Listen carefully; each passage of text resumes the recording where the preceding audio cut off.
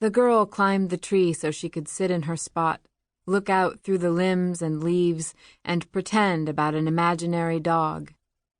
When she patted the pecan leaves, they gave off a green, peppery smell. It was like breathing the breath of the tree.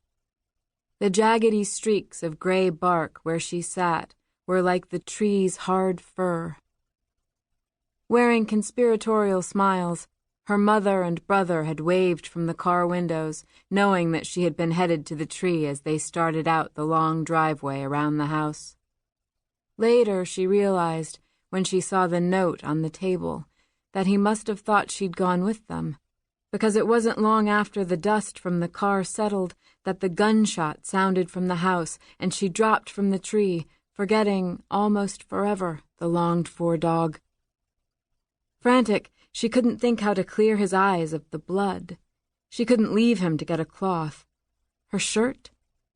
She used her fingers to try to wipe the sticky globs from her father's eyes. His head in her lap, she cried for him to help her know what to do. He was a cop. He should know how to handle this emergency. The gun, black and heavy, lay next to the dusty rose bedskirt. She thought if he could somehow just see, he'd be able to help her. But he quit moving. His groans stopped, and she held his head, blood seeping through her red shorts and into the ruby dahlias and violet peonies embroidered in the rug. And then their return.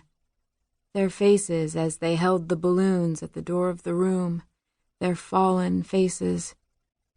And the note left beside the cake for her 10th birthday.